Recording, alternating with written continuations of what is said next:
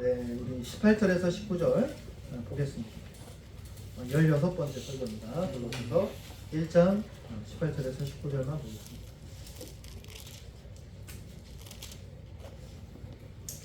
예, 같이 읽을까요? 시작. 그는 몸인 교회의 머리시라. 그가 근본이시요 죽은 자들 가운데서 먼저 나신 이시니 이는 친히 만물의 으뜸이 되어 하시며 아버지께서는 모든 충만으로 예수 안에 거하게 하시고. 아멘. 네, 모든 충만이라는 제목으로 말씀을 나누겠습니다. 회복과 치유의 성경적 의미를 명확하게 하고 좀 이 부분을 좀 들어갔으면 좋겠습니다. 인간의 회복은 성경적인 측면에서 병난 것이 인간의 회복의 근본은 아닙니다. 물론 그게 포함되어 있죠. 그러니까 인간의 회복은 근본적으로 뭘 의미하냐면, 따라합시다. 죄와 죽음의 상태에서 은혜와 생명의 상태로 네, 이게 회복입니다. 그래서 회복 사역과 치유 사역은 연장선이에요. 그래서 제가 이제 우리 오대산 빠랑 이야기 설교했던 그 이은상 목사님 이은상 목사님도 저하고 비슷한 경험이 있더라고요. 저는 여러분 설교나 제 사역하는 거 보면 그냥 전형적인 합신 목사님 안 같다는 걸 제가 느끼실 거예요. 저도 그렇고. 근데 그래서 제가 이제 합신에 이제 사실은 이제 합신 아마도 이제 담임 목사 되면서 이렇게 거의 본격적으로 저희 교단에 관련돼서 사역을 하는 것 같은데, 교제도 하는데 거의 대다수의 목사님들은 저와 같은 경험은 없으시더라고요. 이를테면 아픈 분들이 교회에 왔는데 그냥 어떻게 해야 되냐, 그냥 하나님의 주권이구나, 하나님의 뜻입니다, 이렇게 해서 돌려보낼 수 없잖아요. 여러분, 암 환자 왔는데 어떻게 하겠어요? 암을 낫게 해야죠. 할렐루야. 아멘. 기도하라고 한 거예요. 그러니까 어쨌든 암이 나을 때까지 기도하는 거예요. 암 나면 하나님이 또 회복시켜 준 거니까. 근데 대다수는 그런 경험이 없으셨어요. 근데 이제 이은상 목사님은 어떤 경험이 있으셨냐면, 본인 교회에서 은사 사역자를 초대를 해가지고 집회를 냈는데 은사 사역자 분이 너무 은혜롭게 병을 낫게 했는지 모르겠는데 은사 집회 끝난 다음에 교회에 문제가 생겼어요. 이제 이은상 목사님이 다니는 교회인데 이분들이 점점 교회를 옮겨가기 시작했어요. 그러니까 중직자들. 어느 교회 갔냐 봤더니 은사 집회했던 목사님 교회 간 거예요. 이제 그 상황에서 보통들 가면, 보통 목사님이면 제가 존경하는데 되게 좋아하는데, 보통 목사님들이면 이 은사 사역하는 이 나쁜 인간들 하면서 막 맨날 설교 때마다 막 이렇게 순복음 이렇게 막 뭐를 할 거 아니에요. 조용기 목사님은 가짜다, 사건 진짜 가짜인지 자기도 모르면서 막 그런 비판할 거 아니에요. 근데 목사님은 어떻게 생각했냐면, 뭐가 문제지? 뭐가 좋아서 거기 가지 싶어서 이분이 뭘 했냐면 은사 학교를 갔어요. 은사 학교 세미나에 간 거예요. 그래서 THM을 하는 데가 있대요. 서울에 있대요. 은사를 배우러 온 분들이 있는데 학위를 준대요. 학위를. 거기 가서 2년 동안 막 그 교수님하고 그 분들하고 다툰 거예요. 이렇게 대화를 하면서. 본인은 은사 사역을 하진 않아요. 그러면서 본인이 알게 된 게 하나 있는데 뭐냐면, 은사 사역은 딴 게 아니고 긍휼 사역이야.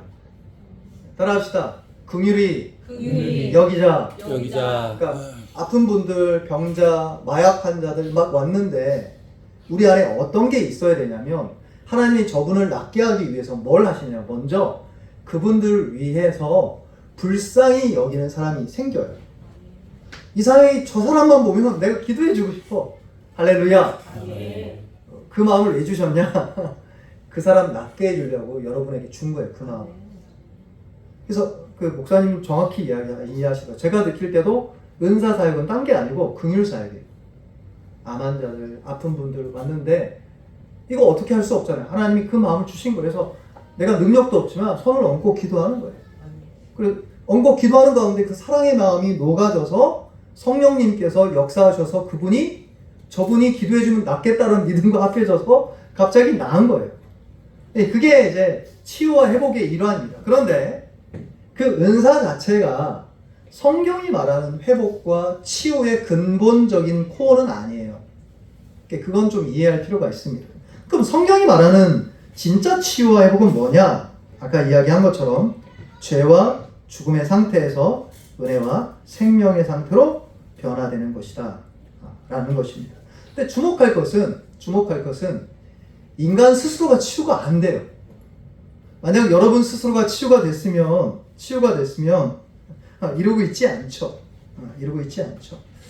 그래서 하나님이 우리를 치유하고 회복하기 위해서 근본적으로 죄와 죽음의 상태에서 은혜의 상태로 돌리기 위해서 뭔가를 하셨습니다. 그게 뭘까요?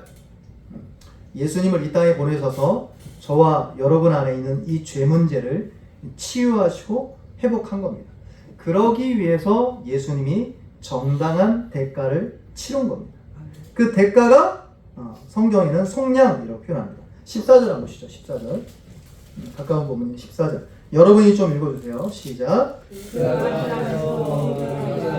그 죄사함을 얻어주라. 이 속량이란 말은 성경에 속량이라고 번역되어 있고 속죄라고도 번역되어 있고 구속이라고도 번역되어 있어요. 그게 뭐냐면 따라합시다. 대가를 주고 자유케 한다. 대가를 내서 자유케 하고 속량했다. 이런 뜻입니다. 그러니까 하나님이 예수님을 보내셔서 대가 지불을 했다는 것입니다. 그래서 예수님이 우리를 위해서 대가 지불한 그것을 가리켜서 예수님의 직분을 중보자라고 표현합니다. 중보자. 하나님과 사람 사이의 중보자이다라는 것이죠. 그래서 예수님이 자기를 대속물로 주셔서 대가 지불해서 우리를 살렸다라는 것입니다. 그 맥락을 이야기하면서 바울이 18절에서 예수님을 이렇게 언급을 합니다. 우리 같이 한번 읽어볼까요? 18절 시작. 그는 몸인 교회의 머리시라. 그가 근본이시요 죽은 자들 가운데서 먼저 나신 이시니 이는 친히 만물의 으뜸이 되려 하시니. 여기 주목할 만한 묘사가 있는데 이건 설교를 못했습니다. 그게 뭐냐? 으뜸입니다. 으뜸. 예수님은 으뜸이라라는 겁니다. 우리 19절도 다시 한번 읽어보시죠. 시작. 아버지께서는 모든 충만으로 예수 안에 거하게 하시고. 여기 18절과 19절에는 번역이 안 된 구절이 있는데 그게 뭐냐면 왜냐하면이라는 구절이 번역이 안 됐어요. 헬라어로 호티라는 뜻인데 번역이 안 됐어요. 그러니까 18절과 19절은 18절에서 예수님이 만물의 으뜸인데 으뜸인 이유를 바울이 드디어 설명하기 시작합니다. 그게 뭐냐면 19절에 있는 내용이죠. 예수님이 천하 만물의 으뜸인 이유를 19절에 설명하는 겁니다. 그게 뭡니까? 아버지는 모든 충만으로 예수 안에 거하게 했다라는 겁니다. 예수님이 으뜸인 이유는 첫 번째 이유가 여기 있습니다. 따라합시다. 예수님의 인격은 으뜸을 요구한다. 이게 반복해서 골로새서 오늘 우리가 읽는 단락에 계속 나옵니다. 19절만 나온 게 아니라 15절 읽으시죠. 15절. 여러분이 좀 읽어주시겠어요? 시작. 하나님의 형상이시오 모든 피조물보다 먼저 나신 이시니. 네, 이 말이나 19절이나 똑같은 말입니다. 근데 의미가 하는 바는 조금 다를 수 있지만 같은 이야기입니다. 그러니까 여기서 예수님이 으뜸인 이유를 첫 번째 뭘로 생각할 수 있냐면 예수님의 인격은 최고의 존귀와 위엄과 으뜸을 요구한다라는 겁니다. 지난번에 설교했던 것처럼 하나님의 형상, 예수님이 하나님의 형상이란 말은 정확히 우리가 어떤 의미인지는 모르지만 최소한도의 범위에서 설명할 수 있습니다. 이게 뭐냐면 유사한 게 아니란 뜻이에요. 따라합시다. 예수님은 하나님과 유사한 분이 아니다.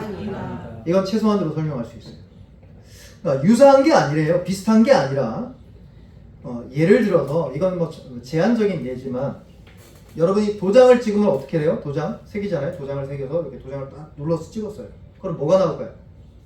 도장의 문양이 그대로 재현되죠. 여기에. 그게 형상이죠. 물론 이게 충분한 설명은 안 되지만 따라합시다. 예수님은 하나님의 재현이다. 그러니까 정확히 아버지 하나님을 예수님은 닮으셨고 그래서 예수님을 보면 성부 하나님이 어떤 분인지를 명확하고 뚜렷하게 알 수 있다는 것입니다. 그러니까 예수님은 하나님의 아들이다 라는 의미를 이런 묘사로 하는 겁니다. 이건 성경에 굉장히 많이 나옵니다. 그리스도는 하나님의 형상이니라 예수 그리스도의 얼굴에 있는 하나님의 영광을 아는 빛을 우리 마음에 비추셨느니라. 그리고 요한복음 14장 9절에 저희가 한번 찾아봤잖아요. 따라합시다. 나를 본 자는 아버지를 보았거늘 어찌하여 아버지를 보이라 하느냐. 아멘. 빌립이 아버지를 보여달라고 하니까 예수님 뭐라고 합니까? 나를 본 자는 아버지를 봤는데 무슨 소리냐? 나를 본 자는 아버지를 보았거늘 어찌하여 아버지를 보이라 하느냐. 나를 보면 아버지를 알 수 있다라는 것입니다.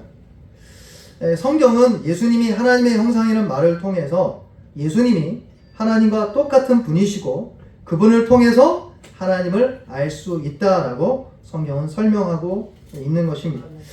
조금 복습을 하면서 15절 다시 한번 읽죠. 시작. 그는 보이지 아니하는 하나님의 형상이시요 모든 피조물보다 먼저 나신 이시니. 여기 먼저 나셨다라는 말은 오역됐다라고 제가 말씀을 드렸습니다. 이 말은 정확하게 그냥 직역을 하면 모든 피조물보다 장자이시다 이 뜻입니다. 장자가 뭐냐면 모든 유산을 다 갖고 집안을 다스리는 룰러입니다. 통치자라는 뜻이에요. 여기에는 뭘 의미하냐면 여기 으뜸이란 말하고 똑같은 단어입니다. 근데 우리가 번역할 때 이렇게 번역했다는 것입니다. 그러니까 예수님의 위치는 모든 만물을 다스리시는 왕이시다라는 것입니다. 예수님이 왕이신 분이란 걸 드러냅니다. 그리고 오늘 우리가 읽은 19절로 돌아가게 되는데요. 19절 같이 읽죠. 시작. 아버지께서는 모든 충만으로 예수 안에 거하게 하시고. 이 구절하고 똑같은 구절이 있습니다. 여러분 골로새서를 읽어보면 알게 되는데 2장 가보세요. 2장 9절입니다. 2장 9절입니다. 같이 읽죠. 시작. 그 안에는 신성의 모든 충만이 육체로 와주시고. 여기도 충만이 나옵니다. 이게 헬라어로 플렐로라는 표현인데 이 단어가 두 가지 뜻을 뜻합니다. 채운다는 뜻과 총계라는 뜻입니다. 총계라는 뜻은 뭐죠? 완전수예요. 가득 채워졌다. 그래서 14만 4천 완전하다 할 때도 이 플렐로가 써요. 여러 정도로, 그러니까 용례에 따라서 이 단어가 여러 가지 쓰이는데 두 가지 뜻은 명확합니다. 완전히 가득 채워졌다. 하나도 빈틈이 없다는 뜻이고, 두 번째는 완전히 채워져서 숫자가 어김없이 총계란, 전체 숫자, 그러니까 이런 의미입니다. 그러니까 완전한 채움, 이런 뜻입니다. 완전한 채움, 즉 어떤 체험입니까? 신성의 모든 충만이 예수님 안에 육체로 지금 거하고 있다라는 것입니다. 19절에 보면 아버지께서라는 단어가 있는데 이제 번역서가 이제 보충한 겁니다. 근데 잘 보충했습니다. 사실 충만이 주어라고 볼 수 있는데 사실 문맥을 보면 이게 아버지가 채우는 충만인 걸 알 수 있습니다. 즉 여기에 성부 아버지께서 그분의 신성의 모든 속성과 성격과 능력과 의지와 지혜와 능력과 뭐가 있을까요? 하나님에게 좋은 것, 인자하신 것과 그 모든 것에 대한 모든 총량과 모든 체험이 예수님 안에 지금 거하고 있다는 것입니다. 그러니까 예수님은 모든 신적 속성들과 권능들의 총체예요.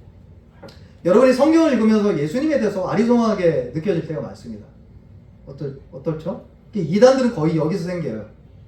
이단들.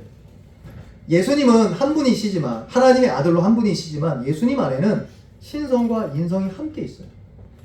그래서 어떤 구절을 보면 예수님은 모른다는 거예요. 아버지만 알고 아들도 모르고 천사도 모른다는 겁니다. 언제요? 주님이 언제 오실지, 마지막 때가 언제인지 예수님이 모르신대요. 근데 어떤 의미에서 모른다는 뜻이에요? 인성으로서, 인간 예수님으로서는 모른다는 뜻입니다. 근데 예수님이 신성으로는 다 아세요. 근데 두 분이 아니라 한 분 안에 그 신성과 인성이 연합되어져서 신성의 일이나 인성의 일이나 모두 예수님께 돌려지고 한 분 예수님이 그 일을 하신다라고 성경은 돌려지고 있기 때문에 사실은 여기에 거의 이단이 다 달려있고 성경 해석에 어려운 점이 있는 것입니다. 그러니까 예수님은 신성으로 충만한데 인성 안에 신성이 연합되어 있기 때문에 그렇답니다.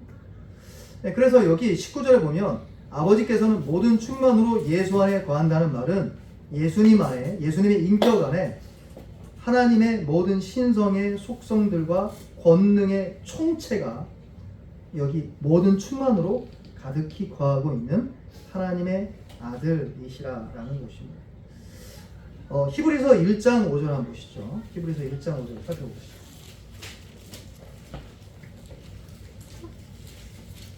히브리서 1장 5절 보세요. 히브리서 1장 5절. 우리가 이제 곤란한 건 뭐냐면 계속 여러분의 경험에 따라 성경을 읽으려고 해요. 그러니까 제가 통합교단에서 사역을 했는데 장신대는 난리래요. 뭐가 날? 퀴어 신학이라는 게 이름 표현도 발음이 좀 퀴어. 그 동성애 신학이 있대요. 말도 안 되는 거죠. 저희가 있었던 학교에서는 그런 신학이 있는 거 듣도 보도 못해요. 근데 장신대 다니는 애들이 그거 공부한대. 그거 왜 그럴까요? 자기가 퀴어인 거야. 자기가 동성애자니까 성경을 읽으면 예수님이 그런 분처럼 느껴지는 거예요. 이게 동성애자들만 그럴까요? 아니요. 여러분과 제가 똑같아요. 우리 경험에 따라서 성경 구절을 읽다 보니까 해석도 안 되고 하나님의 뜻도 안 읽혀져요. 그 대표적인 게 뭔지 아세요? 아들이란 뜻이에요. 아들. 여러분 아들 하면 뭐예요? 아들? 내가 낳은 아들 생각나죠? 그거 아니에요. 하나님의 아들이란 뜻은 그거 1도 닮은 게 아니에요. 그걸로 연상하니까 계속 예수님하고 하나님은 조금 하나님은 하나님인데 뭔가 좀 낮은 단계의 하나님인가? 여러분이 그렇게 생각나죠. 아들이시라는 말은 피조됐다는 말하고 1도 같지 않습니다. 그래서 1장 5절 보세요. 히브리서 1장 5절. 같이 읽죠. 시작. 하나님께서 어느 때 천사 중 누구에게 너는 내 아들이라 오늘 내가 너를 낳았다 하셨으며 또 다시 나는 그에게 아버지가 되고 그는 내게 아들이라 되리라 하셨느냐. 따라합시다. 예수님은 독생자이시다. 이 말이 의미하는 바를 여러분 이해하셔야 돼요. 여러분이 하나님의 아들이다, 하나님의 딸이란 말하고 1도 같지 않아요. 조금 더 다른 의미입니다. 그러니까 여러분의 경험에 따라 삼위일체를 계속 생각하고 머리에서 연구를 하려다 보니까 결국 어디로 갑니까? 이단이 되는 거예요. 그러니까 성경은 그렇게 이야기하고 있는 게 아니라 여기서 말하는 아들은 성부에게서 나오셨다라는 말, 그 말만 전합니다. 태어났다는 말이 아니라 성부에게서 탄생했고 성부에게서 나왔다는 그 말만 전달하지 성부가 성자를 창조했다는 말은 조금 더 전하지 않습니다. 근데 왜 우리는 이렇게 읽힐까요? 여러분과 제가 자녀를 낳으니까요. 그거에 따라서 예수님과 하나님 아버지와의 관계를 상정해서 읽으려고 하니까 예수님이 하는 말을 조금 더 이해할 수가 없다는 것입니다. 그래서 도움이 될까봐 니케아 신경이란 신경을 좀 갖고 왔는데 제가 한번 읽어볼게요. 여러분 읽어보면 무슨 말인가 알 거예요. 근데 이걸 옛날에 3세기, 4세기 때 우리 선배들 다 고백했어요. 사도신경을 이걸 요약한 건데 어려운 거 다 빼고 사도신경을 이렇게 한 거예요. 니케아 신경을 제가 다시 전문으로 한번 읽어볼게요. 우리는 하늘과 땅을 지으시고 보이는 것이나 보이지 않는 모든 것을 지으신 전능하신 아버지이신 한 분 하나님을 믿습니다. 우리는 한 주 예수 그리스도를 믿습니다. 사도신경은 비슷하죠. 그는 하나님의 독생자이시며 모든 세상이 있기 전에 들어보세요. 하나님에게서 나셨으며 하나님으로부터 나온 빛이시요 참 하나님으로부터 나온 하나님이십니다. 이 나왔다는 게 아들이라는 뜻이에요. 그는 더 들어보세요. 그는 하나님에게서 나셨으나 지으심을 받지 않으셨으며 모든 것을 지으신 아버지의 한 본체를 가지신 분이십니다. 할렐루야. 여러분 이걸 어떻게 이성적으로 설명하겠어요? 삼위일체를 이성적으로 설명하는 것처럼 그 바보 같은 소리가 없어요.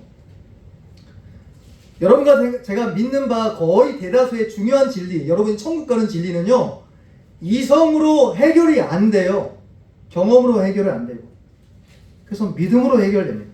따라합시다. 믿자. 믿자. 다시 한번 믿자. 믿자. 성경에 있는 그대로를 믿는 거예요. 다시 한번 성경 골로새서 돌아가 보십시오. 예수님의 인격 가운데 이제 기록되어 있는 계시가 얼마나 놀라운지를 좀 살펴봤으면 좋겠습니다.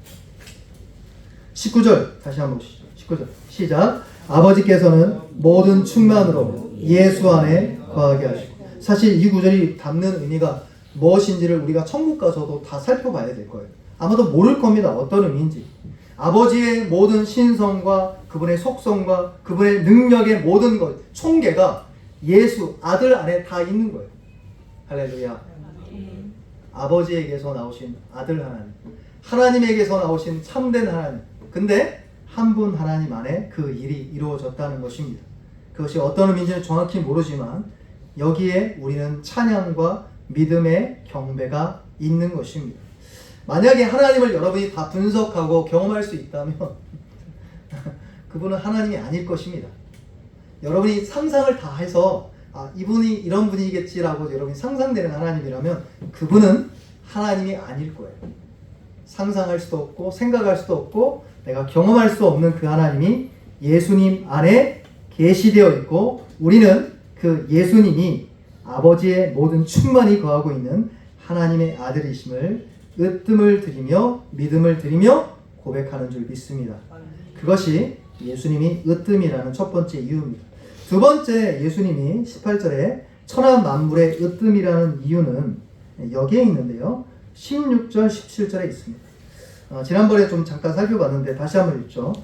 총정리입니다. 16절, 17절 같이 읽죠. 시작. 만물이 그에게서 창조되되 하늘과 땅에서 보이는 것들과 보이지 않는 것들과 혹은 왕권들이나 주권들이나 통치자들이나 권세들이나 만물이 다 그로 말미암고 그를 위하여 창조되었고 또한 그가 만물보다 먼저 계시고 만물이 그 안에 함께 섰느니라. 아멘. 예수님이 천하 만물의 으뜸인 이유는 두 번째는 만물과의 관계 때문에 그렇다라는 겁니다. 첫 번째는 창조고 두 번째는 섭리입니다.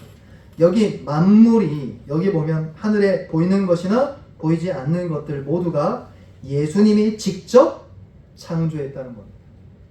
따라합시다. 예수님이 나를 창조하셨습니다. 할렐루야. 여러분 이걸 어디로 갖고 가셔야 되냐면 갈보리 십자가로 갖고 가셔야 돼요.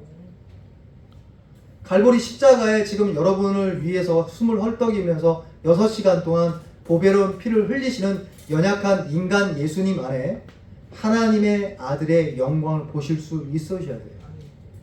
왜냐하면 예수님은 그런 분이시기 때문에 그렇습니다.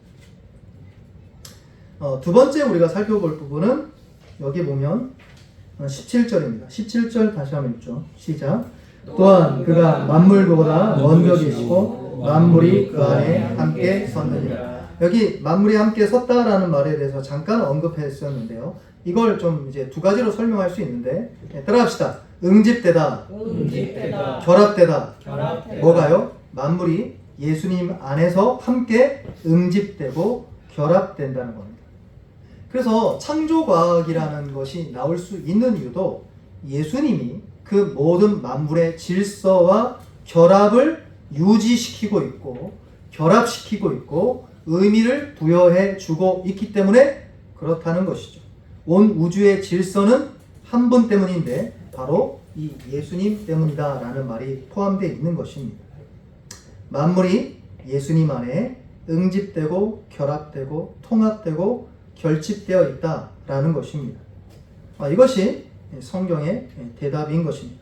히브리서 1장 3절에 예수님이 이렇게 이야기합니다. 이는 하나님의 영광의 광채시요 그 본체의 형상이시라 그의 능력의 말씀으로 만물을 붙으시며. 할렐루야. 그러니까 여러분 사계절이 오는 것은 그냥 시간 타임 됐다고 오는 게 아니에요. 그걸 이제 영어로 디즘이라고 하면 이신론. 그게 아니고 하나님이 직접 예수님을 통해서 직접 봄이 찾아오게 하고 가을이 찾아오게 하는 거예요. 지금 한 2주 정도 좀 따뜻했잖아요. 따라합시다. 예수님이 봄바람을 불고 계십니다. 이건 정확해요. 예수님 지금 봄바람 불고 계십니다. 여러분 추울까봐 여러분 우리 감기 때문에 좀 고생하시는데 이제 따뜻한 봄바람이 지금 불고 있잖아요. 누가 보내세요? 네, 사계절이 알아서 움직이는 게 아니라 알아서 움직이는 게 아니라 으뜸이신 예수님이 지금 만물을 지금 붙들고 계시고 만물을 유지하고 계시고 섭리 가운데 인도하는 것 때문에 그렇다는 것입니다. 이것이 으뜸의 두 번째 이유입니다. 세 번째 이유가 우리 18절 읽었는데요. 같이 읽죠. 18절 시작. 그는 요민 교회의 머리시라. 그가 근본이시요 죽은 자들 가운데서 먼저 나신 이시니 이는 친히 만물의 으뜸이 되려 하시며. 네, 따라합시다. 예수님이 교회를 구속하셨습니다. 여기에 바울이 이야기하는 핵심이 담겨 있습니다. 그러니까 삼위일체는 관념적이거나 단순히 여러분의 머리를 복잡하게 하기 위한 것이 아니라 복음을 설명하기 위해서 하나님께서 주신 교리입니다. 사실은 예수님이 친히 당신의 나라를 위해서 저와 여러분을 부르셨습니다. 제가 서론 때도 이야기한 것처럼 회복이라는 것은 우리 스스로가 불가능합니다. 두 가지 이유 때문에 그런데요. 따라합시다. 능력이 없다. 또 따라합시다. 원하지 않는다. 여러분 이걸 이해하시겠어요? 여러분 지옥 가는 사람들이 천국 가고 싶어 할 거라고 생각하세요? 아니요. 그것은 지옥에 있는 사람들은 지옥 그 자체입니다. 천국은 지옥 그 자체예요. 지옥에 있는 사람은 뭘 사랑하냐면 지옥을 사랑합니다. 고통만 아픈 거지 지옥을 사랑합니다. 음란을 사랑하고 교만을 사랑하고 탐욕을 사랑합니다. 그러니까 하나님을 미워하기 때문에 그렇죠. 그래서 사실 인간의 문제는 뭐냐면 무능력한 것만 문제가 아니라 그걸 원하지 않는 거예요. 오히려 반대입니다. 정말이지 하나님을 미워합니다. 여러분 전도할 때 우리가 전도를 하잖아요. 그러면 본능적으로 영적으로 뭔가 터치가 되는 게 뭐냐면 아이고 고마워요가 터치가 되는 게 아니에요. 뭐가 지금 하나님의 일이 역사가 일어나냐면 여러분을 막 이렇게 막 노려보고 막 종이 막 찍고 막 던져버리고 막 여러분한테 막 이렇게 막 욕하고 지금 어떤 상태냐면 본인의 원래 모습이 드러난 거예요. 영이 드러난 거예요. 그게 역사가 일어나는 거예요. 여러분들 아이고 고마워요 수고하고 있죠. 교회 다니세요 했더니 교회는 안 다니는데 그게 좋은 상태가 아니라 오히려 반대예요. 여러분을 미워하고 박해하고 막 갑자기 막 돌아가고 그렇게 그때 여러분은 어떻게 생각하셔야 되냐면 성령님께서 영을 지금 건드셨다 이렇게 생각하시면 됩니다. 왜냐하면 인간의 진짜 문제는 두 가지 있는데 무능력과 하나님에 대한 적대감입니다. 그러니까 하나님에 대한 적대감이 있고 무능력하니까 우리가 회복돼서 구원받기 위해서는 스스로 해결할 길이 없어요. 저도 이제 숙소에 있는데 우연히 텔레비가 있어서 제가 보는데 어떤 그림이 있었냐면 여자 비구니 분들이 막 모여서 막 이렇게 요즘 뭐 이렇게 요리사 같은 게 많잖아요. 그래서 거기 여자 스님이 와서 뭐 요리를 했나 봐요. 그 스님 이름 모르겠어요. 근데 그분 취재를 하는 거예요. EBS인가 거기 보니까. 그래서 그 절에 밥 먹으러 엄청 많이 가는 거예요. 청년들이. 그 스님이 텔레비 나오니까 우리도 제가 한번 텔레비 나올까요? 제가 요리를 못해가지고 잘. 그래서 보니까 그 여자 비구니들이 있는 거예요. 같이 밥 먹고. 그래서 제 마음 안에 얼마나 안타까웠냐면 제가 경험을 했으니까요. 만약에 우리 스스로 우리가 회복될 수 있고 구원받을 수 있다면 이 땅에 예수님을 안 보내셨죠. 그래서 문제는 우리가 무능력하고 할 마음이 없는 거예요. 천국 갈 마음이 없는 거예요. 그래서 하나님과 여러분 사이가 해결되기 위해서 하나님은 중보자를 미리 정하셔서 그 중보자를 아들에게 명하셔서 아들이 하나님과 우리 사이를 화목하게 하는 중보자의 역할을 감당하기 위해 이 땅에 자신의 아들을 보내셨고 그 아들이 대속의 대가, 속량의 대가, 자유의 대가로 자기 자신을 온전히 드렸다는 겁니다. 할렐루야. 놀라운 겁니다. 그러니까 십자가가 놀라운 이유는 이게 관념이 아니기 때문에 그래요. 하나님이 시간과 공간을 뚫어내고 들어오신 거예요. 제자들하고 갈릴리 바다를 걸으신 거예요. 광야를 걷고 거기에 있는 예수님이 제자들하고 같이 같이 갔던 기도 동산도 있고 그 모든 곳을 하나님이 인간을 취하셔서 실제로 오신 거예요. 그게 놀라운 거죠. 그걸 바울이 이야기하고 있습니다. 20절 보세요. 20절, 21절, 22절 같이 읽습니다. 시작. 그의 십자가의 피로 화평을 이루사 만물 곧 땅에 있는 것들이나 하늘에 있는 것들이 그로 말미암아 자기와 화목하게 되기를 기뻐하셨으니 전에 악한 행실로 멀리 떠나 마음으로 원수가 되었던 너희를 이제는 그의 육체의 죽음으로 말미암아 화목하게 하사 너희를 거룩하고 흠없고 책망할 것이 없는 자로 그 앞에 세우고자 하셨으니 아멘. 여기에 다 달린 거예요. 여러분의 승리 여기에 달려있고 여러분의 믿음의 경주 여기에 달려있고 이 땅 가운데 치유 다 여기에 달려있습니다. 할렐루야.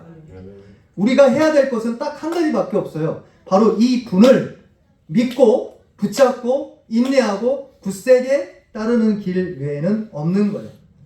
23절입니다. 23절 읽고 마칩니다. 시작. 만일 너희가 믿음에 거하고 터 위에 굳게 서서 너희 들은 바 복음의 소망에서 흔들리지 아니하면 그리하리라. 이 복음은 천하 만민에게 전파된 바요 나 바울은 이 복음의 일꾼이 되었노라. 아멘. 예수가 너희를 위해서 죽었고 너희를 위해서 3일 동안 있으시다가 부활하셨다. 이 복음을 굳세게 믿고 붙잡아라. 그러면 너희는 반드시 승리하고 이기게 되고 하나님의 일꾼이 될 것이다 라는 것이 담겨져 있습니다.